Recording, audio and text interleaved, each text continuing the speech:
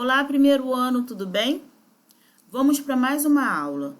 A aula de hoje é sobre a Mesopotâmia. A palavra Mesopotâmia significa terra entre rios. E é justamente isso que essa região é. Ela é uma área desértica que foi banhada pelos rios Tigre, Eufrates e o rio Nilo. Aqui no mapa nós vemos o rio Tigre aqui, o rio Eufrates, e logo aqui no Egito, o rio Nilo.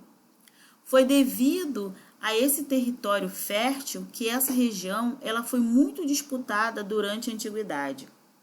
Agora vamos entender mais um pouco sobre esses rios. Aqui nós temos uma foto atual do rio Tigre. Aqui nós temos uma foto também mais atual do rio Eufrates. E por último, nós temos uma foto mais atual do rio Nilo. Esses rios que foram tão importantes para os povos que habitaram a Mesopotâmia na Antiguidade. Vamos ver agora quais foram os principais povos que habitaram essa região. Nós temos os sumérios, os babilônicos, os assírios, os caldeus, os hititas e assim por diante. Vamos estudar um pouquinho sobre os sumérios, os babilônicos e os assírios, que se mostraram mais importantes nesse período. Porém, antes de estudarmos um por um, vamos aprender um pouco sobre a organização econômica desses povos. A organização econômica dos povos mesopotâmicos era basicamente centrada na agricultura. Por isso, a proximidade dos rios se fazia essencial. Para o aprimoramento da agricultura, eles desenvolveram técnicas e métodos de irrigação dos solos, de modo a aproveitar ainda mais a fertilidade das terras nas encostas dos rios. Assim, houve um excedente na produção que foi destinado ao comércio com as comunidades vizinhas.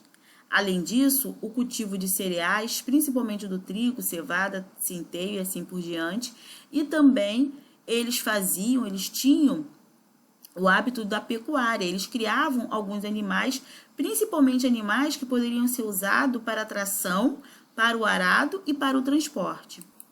A organização político-social daquelas comunidades também tem um papel de destaque sobre elas, pois as sociedades mesopotâmicas eram hierarquizadas, isso é, existiam camadas sociais, e nós temos aqui o rei acima de tudo. Ele era considerado chefe político, militar e religioso. Abaixo do rei estavam os sacerdotes, responsáveis pelas funções religiosas. Logo depois, nós temos os aristocratas, que comandavam os guerreiros e zelavam pelos interesses do Estado. Mais abaixo, nós temos uma estrutura que tem os artesãos, os comerciantes e os pequenos proprietários de terras. Eram trabalhadores livres, mas que não pertenciam à aristocracia e aos círculos próximos ao rei. Na base da estrutura social, ou seja, na base da pirâmide, nós temos os agricultores, caçadores, camponeses e, por último, os povos escravizados. Esses, sim, faziam o trabalho mais pesado de toda aquela estrutura. A religiosidade também era um fator muito importante das sociedades mesopotâmicas. Os povos que disputaram ali a região da Mesopotâmica, eles cultuavam vários deuses, por isso eles eram politeístas, e esses deuses representavam as forças da natureza e os astros. Os deuses mais populares eram Anu, o deus do céu, Sim, o deus lua, e Xamã, o deus sol. Além disso, as divindades tinham características humanas, como sentimentos, defeitos e qualidades. Cada cidade tinha um deus para protegê-lo. Os contatos culturais faziam com que um deus pudesse ser reverenciado em mais de um lugar. Os templos eram considerados a casa dos deuses, por isso os sacerdotes, os reis e a população faziam rituais nesses lugares com oferendas e sacrifícios. A maioria das atividades sociais da Mesopotâmia era pautada na religiosidade. A medicina, por exemplo, estava muito relacionada à religião, pois era entendida como uma luta contra os espíritos malignos, que eram representados pelas doenças. Assim, tamanho era o poder da religiosidade no local. Mesmo com tamanha importância dessa religiosidade, Os mesopotâmicos não acreditavam em vida após a morte, diferentemente dos egípcios, que estudaremos mais adiante. Por não acreditar na vida após a morte, os mesopotâmicos estavam focados no agora, estavam focados em fazer suas oferendas, os seus rituais, os seus sacrifícios no presente. Totalmente diferente da sociedade egípcia que nós já estudamos. Agora vamos ver mais um pouco sobre cada povo que habitou a Mesopotâmia. Temos aqui a Suméria. Os sumérios formaram as primeiras cidades-estados na Mesopotâmia, cada uma governada por um patese, governante, uma espécie de rei. As primeiras cidades formadas pelos sumérios foram Kish, Ur, Uruk, Nippur e Lagash. Mais tarde, outras cidades serão formadas também. Os mesopotâmicos, ou seja, os sumérios, eles também desenvolveram uma espécie de escrita. Eles foram os primeiros a desenvolver essa espécie de escrita, que era feita em argila. Essa escrita nós chamamos de escrita cuneiforme, até mesmo pelo seu formato. Essas escritas elas tinham um formato de cunha.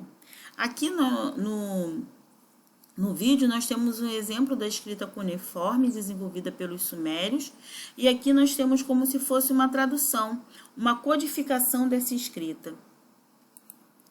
Por desenvolverem bem essas cidades, elas acabaram ser disputadas pelo poder político-administrativo por outros povos. Essa fragilidade permitiu que os acadianos dominassem e controlassem o território.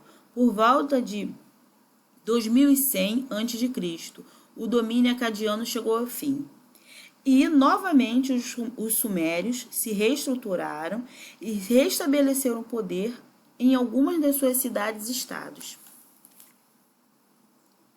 Os sumérios também são conhecidos pelas suas grandes construções, os famosos zigurates, como nós vimos anteriormente, com andares em forma de torre, feito de diferentes tipos de tijolos.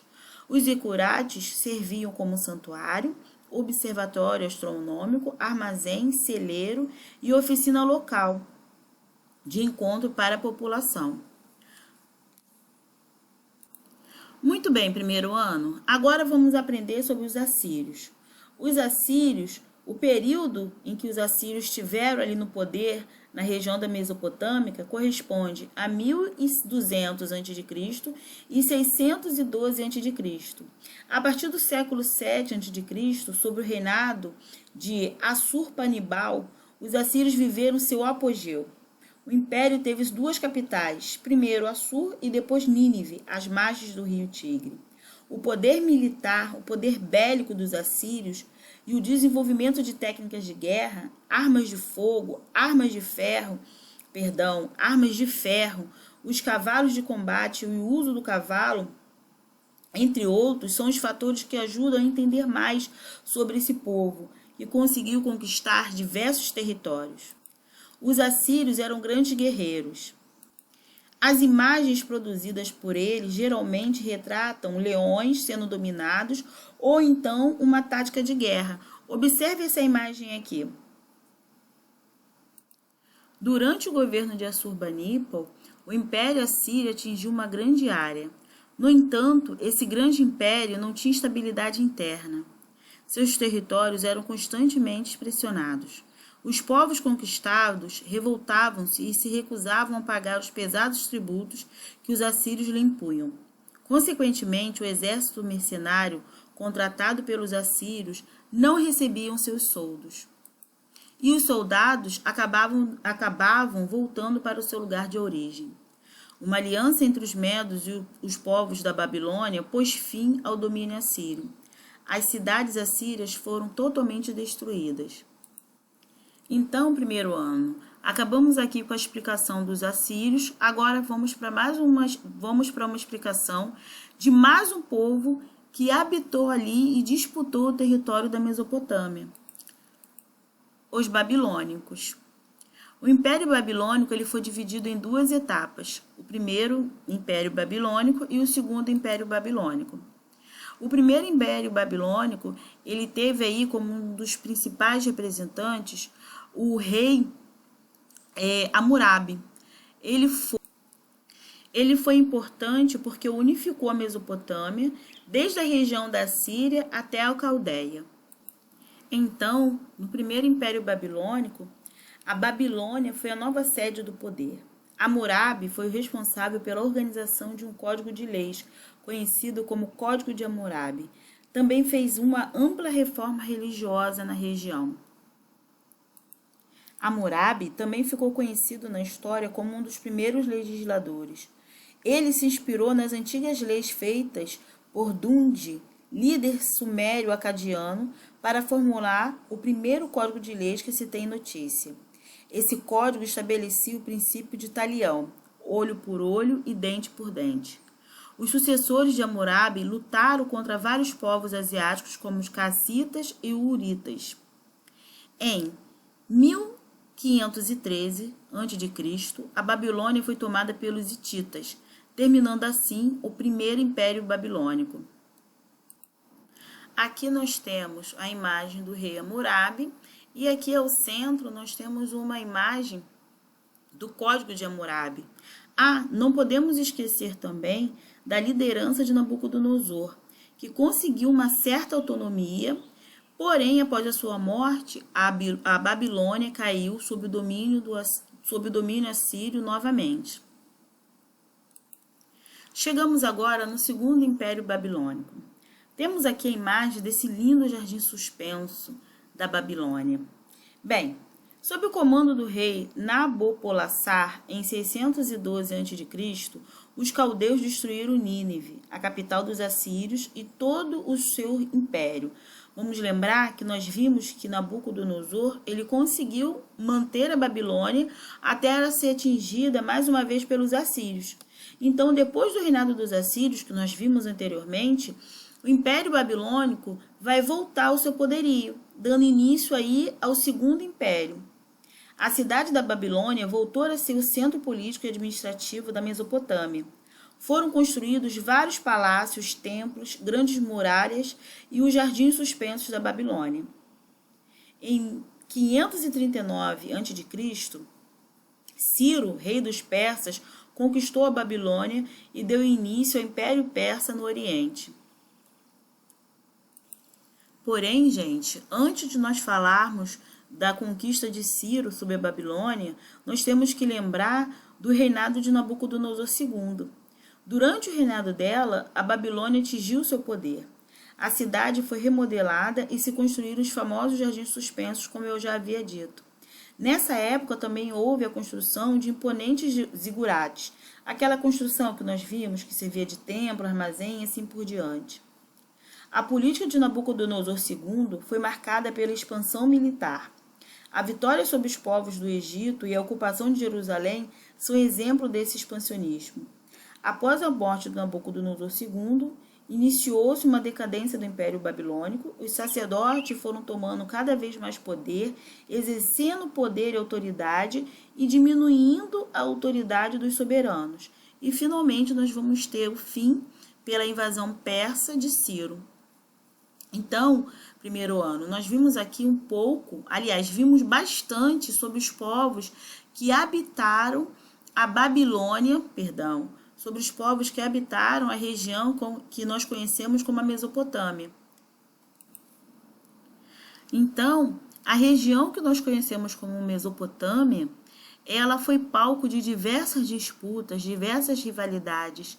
E isso deixa claro porque até hoje esse território ele é palco de constantes conflitos, constantes brigas, tanto étnicas como religiosas. Vamos ver um pouquinho como está o mapa da Mesopotâmia hoje? A região da Mesopotâmia atualmente. Aqui nós temos uma base para você entender quais povos habitam hoje essa região. Nós temos aqui o Irã, o Iraque, a Síria, Israel, Egito, Turquia, Arábia Saudita, Kuwait e assim por diante. Então, quando nós entendemos como essa região foi disputada no passado, devido a fertilidade do solo, por ser banhada pelos rios. Fica mais fácil da gente entender as razões que esses povos têm até hoje de sempre estarem em conflito. Normalmente nós vemos nos noticiários, nos jornais, os conflitos dos povos do Oriente Médio. Claro que ultimamente nós só temos ouvido falar, infelizmente, da pandemia do coronavírus, mas normalmente esses povos eles entram sempre em conflito. E agora você já sabe que a origem desse conflito não é agora. Ele tem uma origem histórica, uma origem desde lá da antiguidade.